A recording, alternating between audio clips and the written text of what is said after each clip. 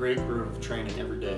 When I first started out training, I would just try a bunch of different things that I'd see on YouTube, get recommended by friends, or just think of myself.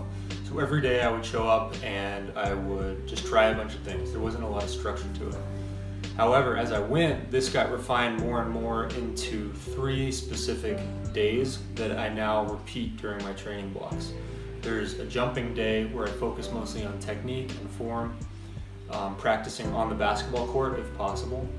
And then there's a power day where I do weightlifting, kettlebells, anything to get my legs stronger. And then third, there's an explosiveness day where I work on going from a standstill to full speed as quickly as possible. So this would be things like box jumps, seated box jumps, and sprint starts. Those 3 things combine together to hit most of my weaknesses. My form is actually getting a lot better, but I've realized now that most of my muscle is probably slow twitch muscle built up from endurance running. So that's why I'm incorporating these explosive days and power days in now. I was at the park the other day and I ran into another guy who we got to talking, and he is doing the same thing I am. He wasn't a basketball player ever. He was actually a long jumper in high school, and about 3 years ago started to work on his vertical and learn how to dunk.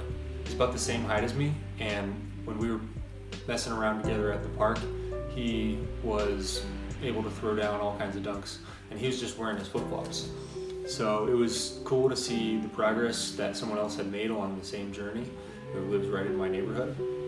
He told me that it took him about 8 months to get his first dunk from when he first started training.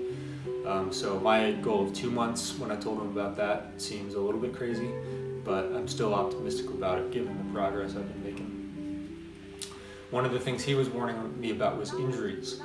About a year into his training, he started to get something called jumper's knee, which is caused from too much impact upon landing. I'm hoping to avoid that by doing stretching, mobility, and also strengthening my joints. But this week I actually got an injury of another kind.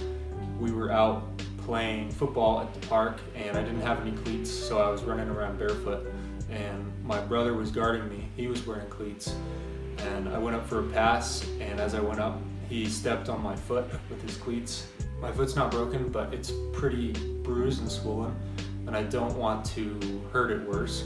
So I've taken the past few days off of jump training, but there's a few things I've been doing to help rehab it. The first one is voodoo floss. This is something I discovered through CrossFit a few years back, and I use it for just about any kind of rehabilitation or prehabilitation. I wrap it around the affected area, and what it does is it cuts off the blood flow to the area, and you put it through a range of motion, and it kind of breaks up some of the scar tissue, and then when you take it off, new blood rushes to the area and flushes everything out. I've also been keeping up with stretching, especially ankle specific stretching, which is the closest joint to the injury. And it's been about 3 days now, and I'm already starting to feel a lot better. I'll probably do some kind of workout today or tomorrow.